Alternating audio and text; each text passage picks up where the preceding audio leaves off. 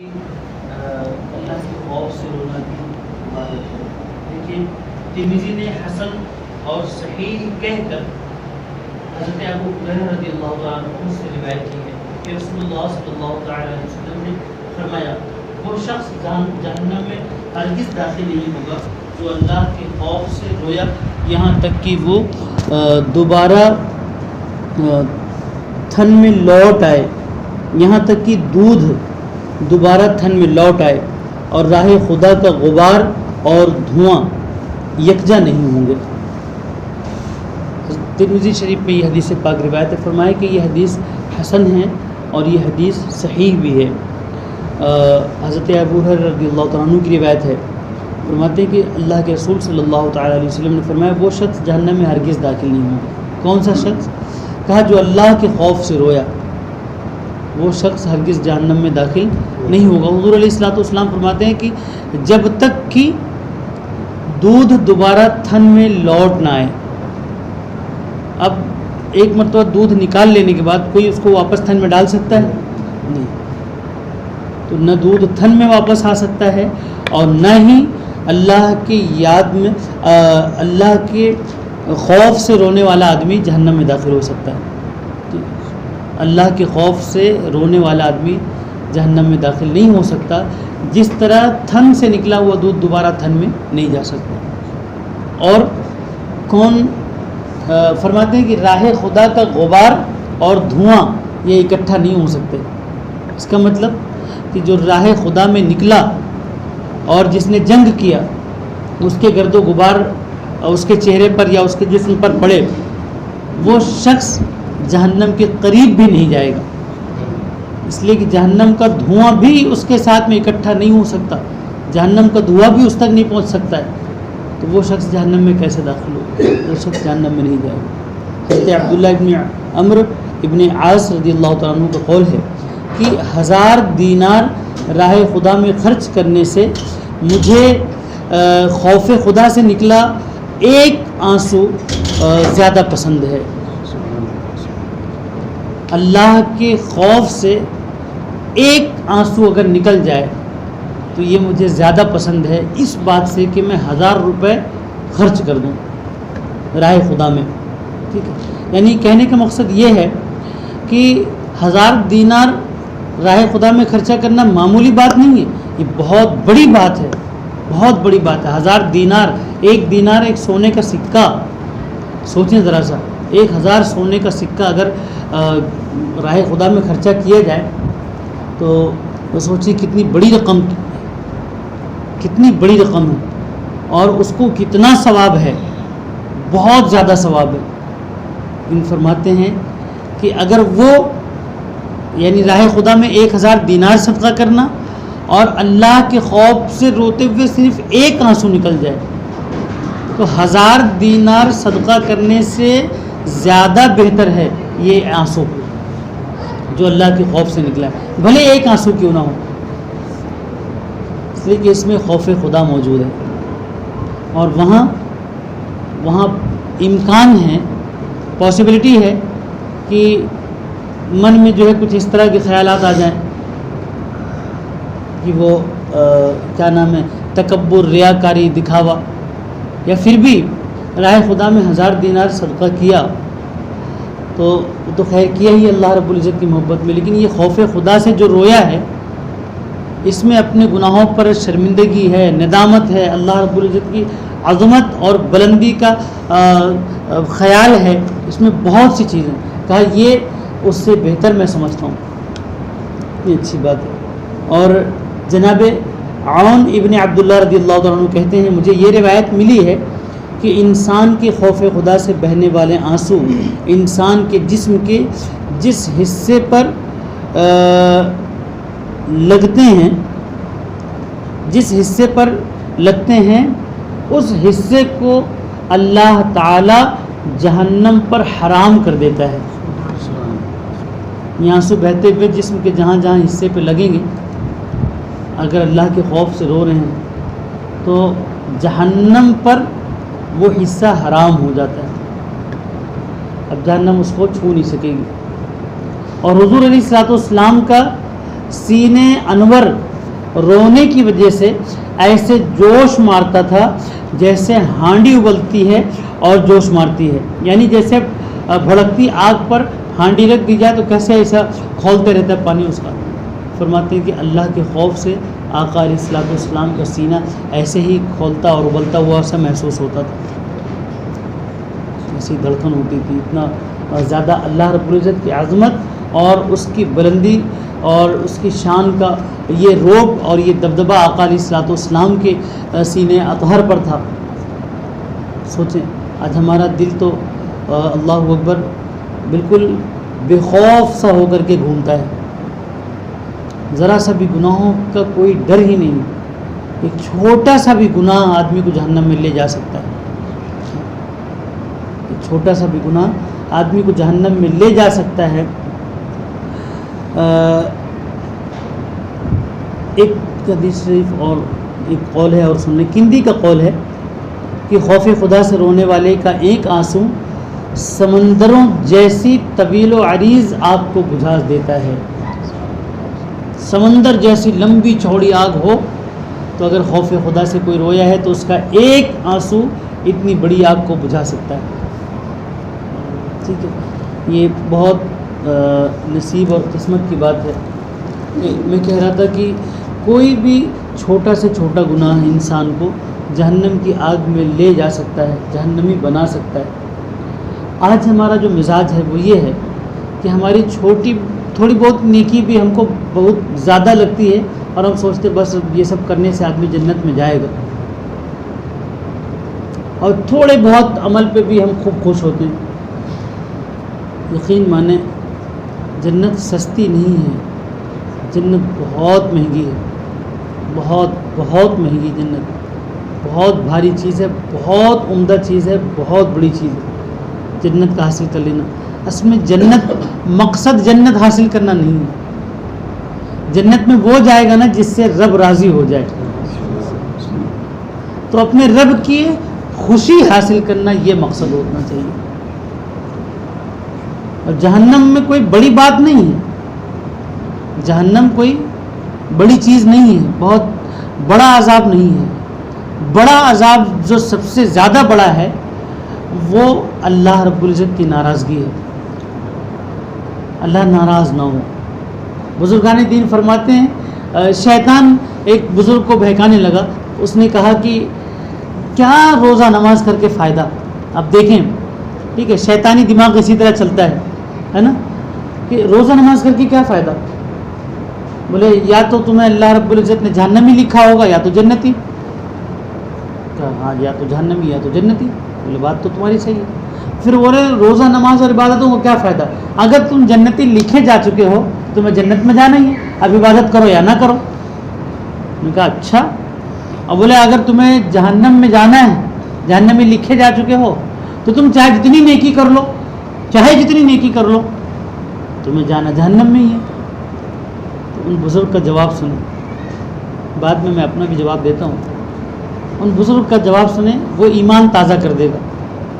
میرے جواب سے صرف آپ کو ایک تھوڑی سی ایک سمجھ آئے گی ہلکی پھلکی، لیکن ایمان تازہ کرنے والا جواب ان بزرگ کا سنیے۔ اسی لیے اولیاء اللہ کا دامن تھاما جاتا ہے، اسی لیے ان سے مانگا جاتا ہے، ٹھیک ہے۔ ہاں، اور وہ فرماتے ہیں کہ مردود شیطان، یہ تو جہنم سے کیا نام عبادتوں سے بے فکر کر رہا ہے۔ کہا اگر میرا رب راضی ہے، میرا رب اگر مجھ سے خوش ہے تو وہ اگر مجھے جہنم میں بھی ڈال دے تو مجھے کوئی پرواہ نہیں ہے، اور اگر مجھے جنت میں ڈال دے میرا رب اور وہ مجھ سے ناراض ہو تو مجھے اس جنت کا کوئی فائدہ نہیں۔ میں یہ پسند کرتا ہوں عبادت کر کے اپنے رب کو راضی کر لوں، وہ بھلے مجھے جہنم میں ڈال دے۔ مجھے یہ بات بالکل ناپسند ہے کہ عبادتیں چھوڑ کر کے میں اپنے رب کو ناراض کر دوں اور جنت میں جاؤں۔ دوسری بات، شیطان تو شیطان ہی بہکاتا ہے، ٹھیک ہے، حالانکہ اس کو بھی یقین ہے کہ ہمارا رب کتنا عظیم ہے، اس سے بڑا کوئی نہیں ہے۔ ہماری تقدیر لکھا کس نے؟ آپ لوگوں سے سوال، تقدیر کس نے بنایا؟ یہ یاد رکھیں، آپ کلمہ پڑھتے ہیں، میں نکاح کے ٹائم اس کو پڑھاتا ہوں لیکن اس کا ٹرانسلیشن پڑھاتا ہوں، کلمہ کے الفاظ نہیں پڑھاتا ہوں. خاص کر آمنت باللہ و ملائکتہ و کتبہ و رسلہ والیوم الآخر والقدر خیرہ و شرہ من اللہ تعالی والبعث بعد الموت والقدر خیرہ و شرہ من اللہ تعالی. تقدیر جیسی بھی ہو، اچھی ہو بری ہو جو بھی ہو، لیکن تقدیر بنانے والا کون ہے؟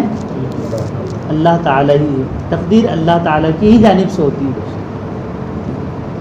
تو کہا کہ تقدیر اللہ تعالیٰ کی جانب سے ہوتی ہے. اللہ تعالیٰ اس کو بناتا ہے. جب وہ لکھ سکتا ہے تو کیا اس کو بدلنے پر قدرت نہیں رکھتا؟ تقدیر بدلنے کی قدرت نہیں ہے اللہ رب العزت کے پاس؟ کیوں نہیں ہے؟ ان اللہ علی کل شیء قدیر. اللہ تعالیٰ جو چاہے کر سکتا ہے. تو بندہ اگر اپنے رب کو راضی کر لے گیا، رب قدیر خوش ہو گیا، تو کیا اگر اس کی قسمت میں جہنمی لکھا ہوا ہے، پروردگار ہم اس کو جنتی نہیں لکھ سکتے؟ لکھ سکتا ہے، لکھ سکتا ہے. اور یہ جھوٹ نہیں ہے. دیوبندی لوگ اسے جھوٹ بنانے کی کوشش کرتے ہیں. واقعہ بات لمبی بات میں سوچا تھا بس 2-4 باتیں کر کے 10 سے 12 منٹ میں، تاکہ آپ لوگ کے اندر گھبراہٹ نہ آئے. میں بات ختم کر دوں گا، لیکن پھر بات آ جاتی ہے تو میں سوچتا ہوں سمجھا دوں. یہ ایمان کا عقیدے کا مسئلہ ہے نا. پہلے بیٹھے تھوڑے لوگ ہی ہیں، لیکن کم سے کم عقیدہ تو مضبوط ہو، سمجھ میں تو ہمارے آئے. ٹھیک ہے. تو دیوبندی لوگ کیا کہتے ہیں؟ نعوذ باللہ من ذالک. دیکھو ان کی خباثت، خباثت یہ ہے، ان کی بدتمیزی یہ ہے کہ وہ کہتے ہیں اللہ تعالیٰ جھوٹ بول سکتا ہے. یہ ان کا دعویٰ ہے، اور اس دعوے پر یہ دلیل پیش کرتے ہیں. جیسے اب اہل سنت والجماعت کہاں چھوڑنے والے؟ کہا وہ جھوٹ نہیں بول سکتا ہے، تم جھوٹے مکار ہو. تم مسجد میں داخل بھی نہیں ہونا آج کے بعد، آ گئے تو مسجد پوری دھلائیں گے. یہ ایمان ہے، یہ فساد نہیں ہے. مسلمان برا کوئی چاہے جتنا کہے، برا تو آج کل کہہ رہے ہیں کہ مسجد میں نماز پڑھنے والے برے ہیں اور یہ اذان دینے والے برے ہیں. کیا اذان نماز چھوڑ دیں گے سب؟ ہم کو کوئی کہے گا کہ یہ برائیاں کرنے والے ہیں تو ہم چھوڑ دیں گے؟ نہیں، برائیاں نہیں کرنے والے ہیں. ان کی برائیوں کو ہم ظاہر کرنے، برائیاں تو وہ کرتے ہیں، برائیاں تو وہ کرتے ہیں. برائی اصل میں ہے کیا؟ اللہ اور اس کے رسول کے خلاف چلنا، اللہ اور اس کے رسول کے خلاف عقیدہ رکھنا، اللہ اور اس کے رسول کی گستاخی کرنا، یہ برائی ہے، یہ بری بات ہے. اس سے بڑی برائی اور کیا ہو سکتی ہے؟ نعوذ باللہ من ذالک. کہا اللہ جھوٹ بول سکتا ہے. ایک حضرت موسیٰ علیہ السلام کا واقعہ پیش کرتے ہیں کہ اللہ تعالیٰ دیکھو جھوٹ بول بھی دیا. نعوذ باللہ من ذالک. کہا اللہ تعالیٰ نے جھوٹ بول بھی دیا. سوچو اللہ تعالیٰ نے جھوٹ بولا، ایسی بات کہے بندہ امام کے بارے میں یہ سب بات، اپنا جو امام کے بارے میں یہ بات کہو تو ایک مرتبہ لرز جاؤ کہ اپنے امام کو میں کہوں کہ نہیں جھوٹ بولا ہے. ہو سکتا ہے اس کی کوئی مصلیحت ہو یا کوئی بات ہو ہمیں سمجھ میں نہیں آ رہی تو اس کو میں جھوٹا کہوں گا. اپنے امام کو جھوٹا نہیں کہہ سکتے. ہم اولیاء کو جھوٹا کیسے کہیں گے جب امام کو نہیں کہہ سکتے؟ تو اولیاء کو جب نہیں کہہ سکتے تو صحابہ کو کیسے جھوٹا کہہ سکتے ہیں؟ صحابہ کو جھوٹا نہیں کہہ سکتے تو انبیاء کو کیسے کہہ سکتے ہیں؟ اور جب انبیاء کو نہیں کہہ سکتے ہم تو اپنے رب کو کیسے کہہ سکتے ہیں؟ رب ہے ہمارا وہ. جھوٹ کیا کوئی بھی عیب اس کے اندر نہیں ہو سکتا، کوئی بھی عیب نہیں ہو سکتا. ہاں ہر عیب سے پاک ہے. اس پر پہلے آپ کو ایمان لانا ہوگا. جب آپ کا ایمان مضبوط ہوگا اس پر آپ کو ایمان لانا ہوگا. حضور علیہ الصلوۃ والسلام نے فرمایا کہ ہر عیب سے پاک ہے وہ. جھوٹ عیب ہے کہ نہیں؟ عیب کیسا عیب ہے؟ یہ معمولی عیب نہیں ہے. جھوٹ گناہ کبیرہ ہے. جھوٹ بولنے والے کے منہ سے آدمی کو تو نہیں لگتا، لیکن جو بو اس کے منہ سے آتی ہے اس بو کی اس بدبو کی وجہ سے فرشتے دور بھاگ جاتے ہیں، رزق ختم ہو جاتا ہے جتنی دور تک اس کی بدبو پھیلتی ہے، وہاں کی برکتیں اڑ جاتی ہیں. جھوٹ اتنی بری چیز ہے، گناہ کبیرہ میں شمار کیا گیا اسے. جھوٹ انسان کو تباہ برباد کر دیتا ہے. اتنی خطرناک سی بری سی چیز ہے یہ. میرا رب جھوٹ بول سکتا ہے؟ نعوذ باللہ. ایسا سوچ کیسے لیا؟ کہا کہ حضرت موسیٰ علیہ السلام سے ایک آدمی نے کہا بچے میرے قسمت میں ہیں کہ نہیں، اولاد ہے کہ نہیں میری قسمت میں، اتنے دن ہو گئے شادی کو ابھی تک ملے نہیں بچے، تو پوچھو ذرا اپنے رب سے کہ بچے ہیں کہ نہیں قسمت میں۔ پوچھ کے آئے، گئے پوچھا کہ تیرا فلاں فلاں بندہ پوچھ رہا تھا میرے مولا کہ اس کی قسمت میں اولاد ہے کہ نہیں، تو رب قدیر نے کہا نہیں۔ پھر کچھ دنوں کے بعد حضرت موسیٰ علیہ السلام پھر جانے لگے، تو وہ لوگ ملے، تو وہ کہا موسیٰ تمہارے رب نے تو کہا تھا میری قسمت میں اولاد نہیں ہے، یہ دیکھو تو 4 بچے ہو گئے، ہمارے اولاد ہو گئی، ہمارے نصیب میں تھی اولاد، کہہ دیا کہ ہاں اولاد نہیں۔ تو حضرت موسیٰ علیہ السلام پھر جا کے اپنے رب سے پوچھتے ہیں کہ پروردگار اس کی قسمت تو نے تو کہا تھا اولاد نہیں ہے، پھر یہ اولاد کیسے اس کی نصیب میں؟ تو ان لوگوں سے حضرت موسیٰ علیہ السلام نے پوچھا کیسے ہے یہ اولاد؟ کوئی انہونی تو نہیں ہوئی؟ کہا ایک فقیر آیا تھا دروازے پر، مانگ رہا تھا جتنی روٹی دو گے اتنے بچے ہوئیں گے، میں نے 4 روٹی بنی تو اٹھا کے دے ڈالی، ہو گئے 4، اللہ نے دے دی۔ کہا پھر یہ کیسا؟ اب یہ دیکھیں بہت سمپل سا واقعہ ہے، اچھا لگا سن کر کے کہ ہاں یہ صحیح بات ہے، لیکن اس سے بات کیا سمجھ میں آئی؟ جواب تو اس کا پوری ڈیٹیل کے ساتھ اگر ہے تو یہ ہے کہ حضرت موسیٰ علیہ السلام نے صرف یہی پوچھا تھا نا اولاد ہے کہ نہیں، اللہ رب العزت نے ان کو پوری بات نہیں بتائی، راز کی پوری بات نہیں بتائی، جو سوال جتنا اتنا جواب، اس کی مرضی جتنی بات بتائے نہ بتائے۔ اب کوئی کیا نام ہے آیا مجھ سے پوچھا امام صاحب یہاں آپ کو پگار ملتی ہے کیا فری پڑھاتے؟ پگار ملتی؟ ہاں۔ کتنی ملتی ہے نہیں معلوم۔ اب وہ کوئی آیا آدمی مدد کرنے کے لیے ڈھیر سارا پیسہ لے کر کے کہ جس کو پگار کم ہوئے گی یا بہت کچھ ایسا رہے گا اس کو ہم ڈھیر سارا پیسہ دیں گے۔ ہم سے پوچھا کسی نے پگار ملتی ہے؟ ہم نے کہا ہاں، بات ختم ہو گئی، اتنا بول کے ہم چلے گئے۔ بعد میں معلوم پڑا یار وہ تو ایسے لوگوں کو دے رہا تھا جس کی پگار جو ہے 15,000 سے کم ہے، اور میری تو بولے 9 ساڑھے 9,000 11,000 پگار ہے، اور وہ ہم کو دیے ہی نہیں، 1-1 لاکھ روپے لے کے آئے تھے سارے امام نہیں دیا بھائی، اس لیے کہ ہم نے پوری بات بتائی نہیں اس کو، میری مرضی بتاؤں کہ نہ بتاؤں میں۔ یا جو آدمی آیا ہے بھائی پگار آپ کی ہے اچھی خاصی؟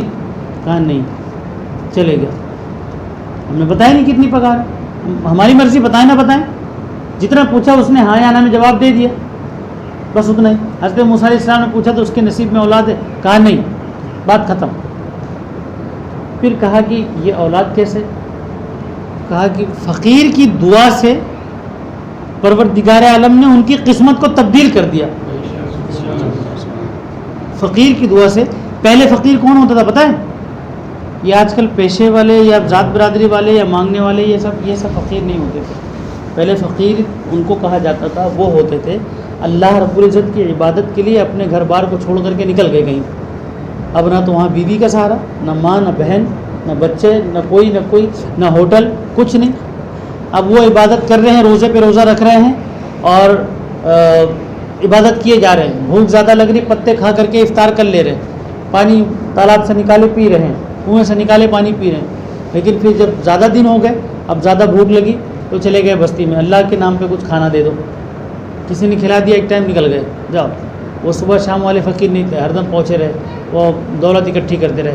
یہ فقیر تو یہ ان کا پیشہ ہے، یہ دھندا ہے، بزنس ہے ان کا، یہ پیسہ اکٹھا کرتے رہتے ہیں اور باقاعدہ جوڑتے ہیں، مہینے بھر کے 60 ہزار 70 ہزار نکال لیتے ہیں، اور رمضان شریف میں تو باقاعدہ جو ہے آپس میں ڈسکشن ہوتی ہے ان پہ، اگر دھندا بڑا ڈھیلا چل رہا ہے، ایک فقیر دوسرے کو بولتا ہے دھندا بہت ڈھیلا چل رہا ہے۔ اور یہ جو اکٹھا کر کے پیسہ لے کے جاتے ہیں مانگ کے نا، یہ 90 روپے دے کر کے ہوٹل والوں سے 100 روپے لیتے ہیں، تھوڑا دیتے تو پھینک دیتے، ہاں 1 روپے 2 روپے دو تو پھر ایک دم وہ کر دیتے ہیں، کھانا بہت اسپیشل چاہیے اس کو واپس کر دیتے ہیں۔ یہ فقیر نہیں، پہلے وہ اللہ والے لوگ ہوتے تھے تو وہ نکلتے تھے، ان کی دعاؤں میں جو تاثیر ہوتی تھی پھر وہ تاثیر ہی الگ ہوتی تھی، ان کی دعاؤں کو اللہ رب العزت قبول فرماتا تھا۔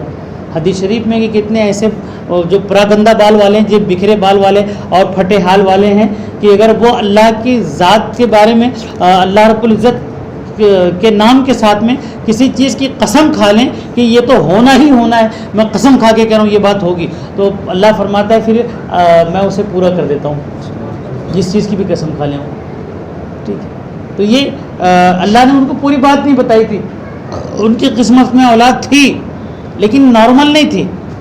اگر یہ فقیر کو نہیں دیے ہوتے روٹی تو نہیں پاتے تھے, وہ نہیں تھی ان کی قسمت میں اولاد, لیکن فقیر کی دعا سے اللہ والا تھا, اللہ نے اس کی قسمت بدل دی.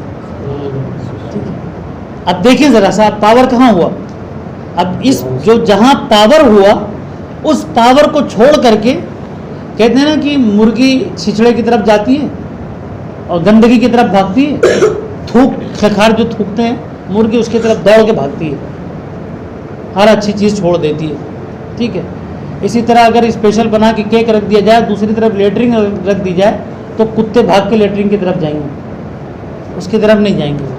ٹھیک ہے, تو یہی حال ان کا ہوتا ہے کہ اب یہ گندگی تلاش کرنے لگے اس میں, اللہ رب العزت تک کے عیب لگانے کے بارے میں بات کرنے لگے وہ, کہ اس کی قسمت میں اولاد نہیں تھی, وہ اللہ نے بولا تھا, پھر اس کی قسمت میں اولاد آ گئی.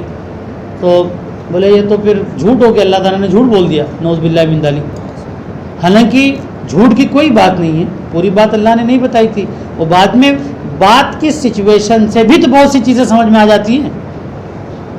آپ نے کہا پیسہ ہے, میں نے کہا نہیں ہے, اور پھر یہ نکالا جیب سے روپیہ نکلا, تو وہ پوچھا بھائی کیا تو پیسہ پوچھ رہا تھا نا, میں کیوں بتاؤں پوچھا پیسہ نہیں تھا میرے جیب میں, روپیہ تھا میرے پاس. ٹھیک ہے, تو بھائی تیرے پاس وہ 500 کا چھٹا ہے, تو بولا نہیں. اب جیب میں دیکھا تو 1000 کا چھٹا موجود تھا, بولے تو نے 500 کا پوچھا تھا, میرے پاس تو 1000 کا ہے. تو خالی یہ پوچھتا بھائی 500 کا چھٹا دے دے, تو میں دے دیتا تھا. تو بولا 500 کا چھٹا ہے, میرے پاس 1000 کا چھٹا ہے, کیوں دوں میں, جو پوچھا جتنا پوچھا اتنا بتایا. لیکن جب جیب سے نکال کے کسی کو دینے لگا چھٹا, تب تو بات تو سچویشن سے سمجھ میں آ جاتی ہے بہت سی چیزیں. اللہ رب العزت نے دے دیا تو بات تو سمجھنے کی یہ تھی کہ اولیاء کو پروردگار عالم نے اتنی طاقت دی ہے کہ ان کی دعاؤں سے قسمتیں تبدیل کر دیتا ہے. جو اللہ والے ہو جاتے ہیں ان کی دعاؤں سے قسمت بدل جاتی ہے. اگر اولاد نہیں تو اولاد مل جاتی ہے. یہ موسیٰ علیہ السلام کا واقعہ پڑھو, یہ بتانے کے بجائے کمبختوں نے, حرام خوروں نے اللہ رب العزت کی ذات پہ انگلی اٹھا دی. یہ بدتمیزی ہے, یہ بڑی بدتمیزی ہے, بہت بڑی بات ہے, یہ سب نہیں ہونا چاہیے. اس لیے میں کہتا ہوں کہ یہ باتیں جو ہے سمجھو سیکھو, یہ عقائد کی باتیں, اسی لیے ان سب پہ ٹائم لے لیتا ہوں کہ سمجھانے کے لیے کہ سمجھو اس کو. ٹھیک ہے, اور اپنے رب سے ڈرو اور رب کا خوف اپنے دل میں بساؤ اور اس کی یاد میں رو, اس کے خوف سے رو. جہنم, میں نے کہا کہ جہنم بڑی بات نہیں ہے, بڑی بات اللہ تعالیٰ کا ناراض ہونا ہے. اور جنت کوئی بڑی چیز نہیں ہے, اللہ تعالیٰ کی خوشنودی بڑی چیز ہے. تو کوشش یہ کریں اللہ تعالیٰ خوش رہے ہم سے, اس لیے کہ ہم اپنی کم سے کم نیکیوں کو بہت بھاری سمجھتے ہیں کہ اب میں یہ نیکی کرا بھائی اب تو جنت میں جاؤں گا, حافظ جی بن گیا میں, اب تو میرے ماں باپ کے سر پہ تاج رکھا جائے گا, اب چلو حافظ جی بن کے فلمیں دیکھ رہے, گانے گا رہے, گھوم رہے, ٹہل رہے, نماز روزے سے کوئی لینا دینا ہی نہیں ہے. تو ایسے نہیں ہے اتنا آسان جنت کے. ہاں حافظ جی ہو گئے اور سب کو گھر میں حافظہ کرواؤ, اس کے بعد شراب کے اڈے چلاؤ, نہیں. بس آدمی اس کو گناہ سمجھ رہا ہے جو آدمی کو پسند نہیں ہے, وہ گناہ ہے, اور جو پسند ہے وہ گناہ ہے. تو پھر بھی کوئی بات نہیں, دیکھا جائے گا اللہ معاف کرنے والا ہے. نہیں, ایک چھوٹے سے چھوٹا گناہ جہنم میں لے جا سکتا ہے, اس لیے کہ اللہ ناراض ہو جائے. وہ بلی والا واقعہ سنے عورت کا, اور ایک کتے والا واقعہ عورت کا. ایک عورت نماز پڑھتی تھی اور بلی بار بار پریشان کرتی تھی, اس بلی کو شاید باندھ دیا اس نے یا بند کر دیا کہیں, وہ بلی وہیں مر گئی, بھول گئی بعد میں کو کھولنے کا, تو مر گئی ادھر ہی. وہ اتنی نیک عورت تھی, سب کچھ تھی, لیکن اللہ کو ناپسند ہوا کہ پیدا میں نے کیا, کھلا میں رہا ہوں, تیرے گھر پہ مانگنے آتی کیا وہ. اگر ایک دو بار اپنے رزق کی تلاش میں نکلی تو اپنے سامان کی حفاظت کر, اس کو کیوں اٹھا کے بند کر دیا. تو مار ڈالا اس کو تو نے, میری مخلوق کے اوپر تو نے ظلم کیا, تو اب اس ظلم کے بدلے میں تو جا جہنم میں. اور ایک عورت جس کا تو کام دھندا ہی ایسا تھا جو بالکل غلط تھا, وہ کماتی تھی گندگی سے, اس کو اپنا بزنس بنا کے رکھی تھی, بدچلن عورت تھی, وہ دھندے والی تھی. وہ گزر رہی تھی راستے میں, دیکھا ایک کتا جو ہے زبان نکالے, ایک دم مٹی چاٹ رہا ہے, پانی ہے نہیں, ایک دم پیاس سے پریشان, گرمی کا دن. تو پہلے وہ کیا نام ہے اس کا, لیدر کا موزہ پہنتے تھے سب, جوتا ابھی بھی پہنا جاتا ہے عرب وغیرہ میں, اب تو ایک دم اسپیشل بنتے ہیں نا. تو پہلے اتنی اسپیشلٹی نہیں تھی، بس موٹا چمڑا ہوتا بہترین، لیکن پورا پیک ہوتا ادھر سے ادھر سے، اور اچھے سے اس کے اندر پانی وغیرہ بھر سکتے تھے. تو اس نے فوراً اپنے دوپٹے سے باندھا اور کنویں میں ڈال کر کے پانی نکالا اور وہ ڈال دیا کتے کے سامنے. کتا پی کے پھر سیراب ہو گیا اور وہ چلا گیا کتا. اب اس کے خالی اتنے عمل کی وجہ سے کتے کو پانی پلایا، انسان کو بھی نہیں، کتے کو پانی پلایا، وہ بھی کیسی عورت نے، انتہائی گھٹیا گندی عورت نے. ٹھیک ہے، اللہ رب العزت نے اس کا سارا گناہ معاف کر دیا. تو نے میری مخلوق پر رحم کیا ہے، اور میں رحمان ہوں، سب سے زیادہ رحم کرنے والا. جب تو نے تھوڑا سا رحم کیا تو میرے پاس جو زیادہ رحم ہے وہ میں نے تجھے عطا کر دیا. اس رحم کے بدلے میں میں نے تیرے گناہوں کو بخش دیا. جا، تو نے تھوڑی سی بھوک ختم کی، تھوڑی سی پیاس ختم کی، میں نے تیرے سارے گناہ ختم کر دیے. اور تو نے تھوڑا سا رحم اپنے دل سے ختم کر دیا، اپنے دل سے تھوڑا سا رحم ختم کر دیا، میں نے تیری پوری نیکیاں ختم کر دی. جا، کس پہ تو گھمنڈ کرتا ہے؟ دے بدلہ. تو ایک سانس کا بدلہ تو دے نہیں سکتا. آج جمعہ میں بیان کیا نا میں نے، ایک ایک سانس میں وہ بس اللہ تعالیٰ کا انعام ہے کہ اس وقت میں مطلب ایک ایک بات اس سے معلوم ہوتی رہتی. اور صحیح بات ہے، ایک سانس میں کتنا آکسیجن جانا، پھر کاربن ڈائی آکسائڈ بن کے نکلنا، اور اس کے ساتھ میں ڈھیر سارے جراثیم کا نکلنا. وہ جو جراثیم اندر تھے وہی تو نکلے، اور وہی اگر روک لیے جہاں سانس، یہ خراب ہو جائے گا پھیپھڑا. اور پھر اس سانس کی وجہ سے پورے بدن کی حرکت چلنا کرنا، دل کا چلنا، خون کا دوڑنا، پھر اس کے بعد دماغ کا کام کرنا، نگاہوں کا کام کرنا، کان کا سننا، اور ناک سے خوشبو کا احساس کرنا، بدبو کا احساس کرنا، ہر چیز کا ایک دم مطلب زبردست ایک دم سسٹم ہے. یہ صرف سانس کی وجہ سے. سانس کتنی بھاری چیز ہے، ایک سانس کا بدلہ کوئی نہیں دے سکتا ہے. کوئی بتائے کہ میں تو اتنے سال سے نماز پڑھ رہا ہوں، 40 سال سے نماز پڑھ رہا ہوں، ہر سال حج کر رہا ہوں، یہ کر رہا ہوں، وہ کر رہا ہوں، تو گنا ہر سال تجھے طاقت کون دے رہا ہے؟ تو وہ طاقت جو تجھے نماز پڑھنے کی ملی نا، صرف اس طاقت کا بدلہ دے دے مجھے. نماز کی جو طاقت تجھے ملی اس کا بدلہ دے دے. حج کے لیے جو دولت ملی اس کا بدلہ دے دے. تجھے کچھ نہیں چاہیے. تو اس کے درمیان سانس لیتا تھا کہ نہیں لیتا تھا نماز کے درمیان؟ اس سانس کا خالی مجھے بدلہ دے. دے سکتا ہے کوئی؟ نہیں دے سکتا. وہیں سارا ختم. میں لے لیا ساری نیکی تیرے سانس کے بدلے میں. جا نکل. کیا بچا تیرے پاس؟ ایک آدمی بہت نیک آدمی تھا، بہت نیک آدمی، اور مر گیا، انتقال کر گیا وہ، اور اللہ رب العزت کی بارگاہ میں حاضر ہوا. اللہ نے کہا کہ جا، تیری نیکیاں خوب ہیں، سب کچھ ہیں، ٹھیک، میں نے تجھے اپنی مہربانی سے جنت عطا کر دی. اب وہ دیکھ رہا، رب قدیر مہربانی سے جنت عطا کی. پھر یہ جتنی ڈھیر ساری نیکیاں میں نے کری، اس کا بدلہ پھر کیا ہے؟ اس کے بدلے میں ملنا چاہیے نا جنت. اتنی محنت کر کے لایا میں، اپنا کما، خوب ڈھیر ساری محنت کرا، عبادت کرا، رات بھر جگہ، یہ کرا وہ کرا، اس کے بدلے میں جنت ملنی چاہیے. یہ مہربانی والی بات تو سمجھ میں نہیں ہے. اللہ نے کہا اچھا، سمجھ میں نہیں آئی تجھے اپنے نیکیوں پہ بھروسہ زیادہ ہے، ابھی تو میری مہربانی کو تو معمولی سمجھ رہا ہے. کہا ٹھیک ہے. کہا رک جا تھوڑا سا. چھوڑ دیا ایک میدان میں اس کو. ایک دم پیاس لگ گئی اس کو. پیاس لگتے لگتے لگتے لگتے بہت زور کی پیاس لگی. اب اللہ تعالیٰ کا نظام، ایک فرشتہ پانی کا ایک کٹورا لے کے ادھر سے گزر رہا ہے. کہا اے بھائی پانی پلا دے. کہا کیوں؟ کہا پیاس لگی ہے. تو کہا ارے پیاس لگی ہے تو میرا کیا جا رہا ہے؟ تجھے پیاس لگی تو اس کا بدلہ کیا دے گا پھر تو اگر پانی دے دیا تو؟ کہا میں نے دنیا میں جتنی نیکیاں کری تھی وہ ساری نیکیاں لے لے، وہ آدھی نیکی لے لے تو. کہا سوچ لے. کہا ہاں ہاں پکا. دے دیا پانی. اچھا لے پی جا. پی لیا پانی. پھر تھوڑی دیر اس کو تسلی ہوئی، الحمدللہ، لکشم، پانی مل گیا. پھر تھوڑی دیر بعد گزرتے گزرتے گزرتے ٹائم گزرا، گرمی زیادہ، پھر پیاس لگ گئی اس کو. اب پھر پیاس سے پریشان ایک دم تڑپ رہا، یہ رہا ہو رہا. پھر ادھر سے فرشتہ گزرا. اے بھائی پانی پلا دے. بھائی کیوں؟ پیاس لگی ہے، بہت پریشان ہوں، ایسا ویسا. تو کیا دے گا اس کے بدلے میں؟ کہا آدھی نیکی چلی گئی، آدھی جو بچی وہ دے دیتا ہوں تجھے، آدھی نیکی کے بدلے میں. کہا سوچ لے. کہا ہاں پکا. دے دیا. 2 پیالہ پانی پی لیا. اب ساری نیکی دنیا بھر کی ختم. اب پھر جب پیاس لگی تب گڑ گڑایا، میرے مولا مجھے معاف کر دے. بات سمجھ آ گئی. اب سمجھ میں آ گئی یہ بات. تو رب قدیر نے کہا تیری نیکیوں کی حیثیت تو بتا رہا تھا، اس کے بدلے میں جنت مانگ رہا تھا. ایک پیالہ پانی سے زیادہ بڑھ کر کے تیری ان تمام نیکیوں کی، اس سے بھی زیادہ 2 گنا 3 گنا کیا ہوتا نا، تو ایک پیالہ سے بڑھ کر کے 2 پیالہ پانی سے بڑھ کر کے نیکیوں کی کوئی اوقات نہیں ہے. اگر تو جنت میں جائے گا تو میرے مہربانی میرے فضل سے ہی جائے گا. ٹھیک ہے. تو یہ حقیقت ہے کہ جنت بڑی بات نہیں ہے، بڑی بات رب کی رضا ہے، رب کی خوشنودی ہے. اور جہنم بڑی چیز نہیں ہے، بڑی بات نہیں ہے. اللہ تعالیٰ کی ناراضگی یہ بڑی بات ہے. سب سے زیادہ خوف تو اللہ کے خوف سے رونے کی عادت ڈالیں. ایک قطرہ آنسو جہنم کے سمندر جیسی آگ کو بھی بجھا سکتا ہے. اللہ تعالیٰ ہم سب کے سمجھ عطا فرمائے. ان اللہ و ملائکتہ یصلون علی النبی یا ایھا الذین آمنوا صلوا علیہ وسلموا تسلیما. اللهم صل علی سیدنا مولانا محمد وعلی آل سیدنا مولانا محمد وبارک وسلم. صلاۃ و سلام علیک یا رسول اللہ صلی اللہ تعالی علیہ وسلم. سبحان ربک رب العزة عما یصفون وسلام علی المرسلین والحمد للہ رب العالمین بحق لا الہ الا اللہ محمد رسول اللہ صلی اللہ علیہ وسلم.